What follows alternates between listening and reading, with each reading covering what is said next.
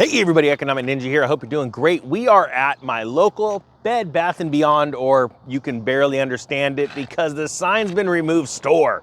That's right.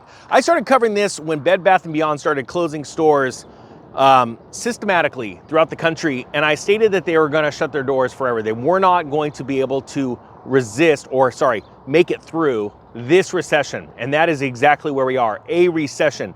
These are signs that we are in a recession. Don't believe Joe Borgen, or El Presidente in Chief right now, head faller up the stairs guy. The fact of the matter is you can try and change the meanings of words, but the facts are those meanings still revert back to the original meaning, and that is we are in a recession.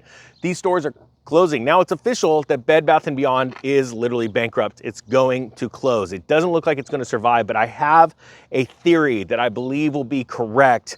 I know it's going to sound crazy, but I'm going to go through two stories on Bed Bath & Beyond, and then I'm going to tell you what it is. Bed Bath & Beyond employees' final days bring chaos, confusion, and rude customers. Quote, it's all a mess. Employees report incentivize customers Sorry, I'm totally out of it right now. It's windy, there's sounds everywhere. The Ninja's thrown off. Tesla's cruising by. Yeah, they still make sounds. Employees report insensitive customers, uncertainty over severance, and disorganized shipments as the bankrupt retailer winds down operations. Now, let me stop there. This is just totally sad.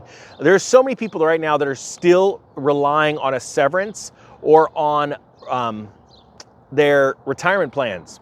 And there are a lot of companies throughout history, especially in modern history, that have literally seen, and I know I use the word literally a lot, but it's true, their retirements completely go up in smoke. If they were, backed by the company, they weren't like a 401k where the company was putting in matching funds. If this was a company run and led retirement system, companies like Enron went up in smoke, and so did their retirements. Severance packages were literally tossed away too. During desperate times, companies just don't care. But what's really sad is to watch the C-suite execs walk away with their bonuses and their severance packages. It says here, going into the story, and please, if anyone works at Bed Bath & Beyond, please put down your comments below of what's going on. It says a Bed Bath & Beyond employee who plans to hang on and work until her store closes in Southern California says that while some customers are being nice, others are showing a lack of empathy. A lot of customers are really kind and say, "I'm so sorry for you losing your jobs," said the 20-something store employee who asked to remain anonymous out of fear for her job. But she also answered the phone and talked to customers who have gotten upset about not being able to use their gift cards beyond the early May deadline and said, "I'm glad you guys are closing," she said. In response, she said she told those callers, "That's rude. All these people, we are losing our jobs." As Bed Bath & Beyond winds down operations and holds liquidation sales at its hundreds of remaining stores after filing for bankruptcy in April, current and former employees report chaos, confusion over exact store closures, dates, and questions. "I'm human. It's not fun when people get mad at me for things that are out of my control," the Southern California store employee said in an interview with MarketWatch, echoing the sentiments many other company employees are posting in online forums such as Reddit and Facebook. The home goods retailer stopped accepting its famous Big Blue coupons in late April, and gift cards were only good through May 8th. "It's all a mess," the employee said. She said her location, which has not been busy since she started working there a couple years ago, is now seeing increased traffic and shipments that have been diverted. And that is so true. At the end of the life cycle of a store, as these stores are closing down, whatever remaining inventory, they don't mark it down to 90% off.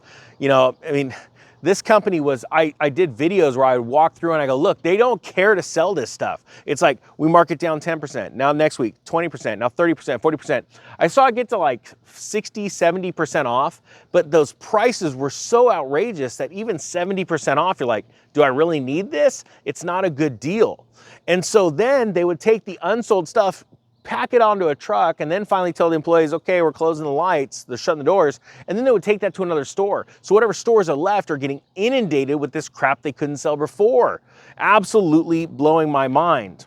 Now, the next story, and then I'm gonna get to my theory on this, it's entitled, How Will the Bed or Buy Bye Baby sale impact Bed Bath & Beyond shares? It said Bed Bath & Beyond is reportedly in talks to sell its valuable Bye Bye Baby brand. Here's how that could affect its stock. I know it sounds crazy, but people are still holding on to this stock, trying to see if it's gonna bump. Bed Bath & Beyond is allegedly in talks to sell its Bye Bye Baby brand to Go Global Retail. According to a letter to the Bed Bath & Beyond board from activist Ryan Cohen, Bye Bye Baby should generate $1.5 billion in sales in fiscal 2023. Traders should brace for extra volatility in the stock as the bankruptcy process continues and Bed Bath & Beyond considers a sale. It blows my mind that you'd even use the word consider, because you need to get rid of things and try and, skate this whole thing, but it's just not looking good at all. It says, Go Global Retail invests primarily in fashion brands. It currently owns the children's company Janie and Jack, as well as ModCloth, a women's wear line it purchased from Walmart back in 2019. The baby goods retail store has also attracted the attention of a few other bidders. Among the reportedly interested parties are Babylist, a baby registry website that generated about $290 million in revenue last year, and an unnamed party that already runs several successful retail chains. There's also been reports that Bed Bath & Beyond is considering selling its intellectual property to online retailer Overstock. Do you think it's worth anything? Hey, we got all this online, we got some really proprietary information. It's amazing. Like what? Like how to close stores wrong? How to treat your employees bad and keep them in the dark? Oh, that's right. How about that section on mushroom management where you feed them full of crap and keep them in the dark? Bed Bath & Beyond, come on, like seriously. And then the question is, it says here, is Buy Back Baby worth billions?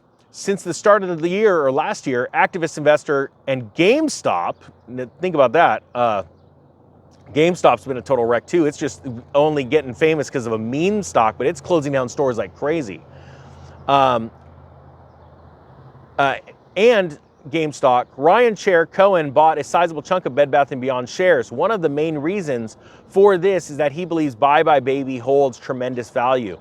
In April of 22, Cohen sent a letter to Bed Bath & Beyond's board demanding changes to the company's strategy.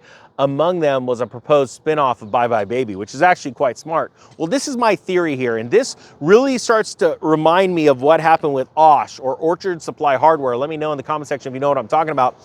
That company did exactly this. They closed all these stores, and then all of a sudden you saw a resurgence. They claimed bankruptcy, they closed down, and what's interesting is our local Osh it looked just like this, sign gone, but nobody in this store. Now this store has been taken over already by the Halloween company that just comes in, and they're just filling the site.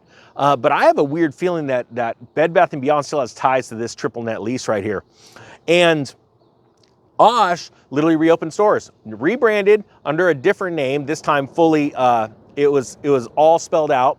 It wasn't just Osh. And they rebranded and they brought back even more expensive and overpriced stuff. It's almost like the companies, and this being a publicly traded company, this is why I think this is gonna be interesting. If they get the spinoff with Bye Bye Baby and they get enough money, I bet you that they try and revitalize these stores, only to have, when you'll go inside, you're gonna see, oh my gosh, it's the same overpriced crap, why were we buying this stuff? And it's gonna fail again. Osh is like a ghost town. You go in there, nobody's shopping there. They'd rather go to Home Depot or Lowe's. It's so much cheaper to shop those two stores. But you gotta remember, these publicly traded companies, if they could give in to a pension fund or you, the retail investor, to buy their stock, they're literally just a zombie company selling shares.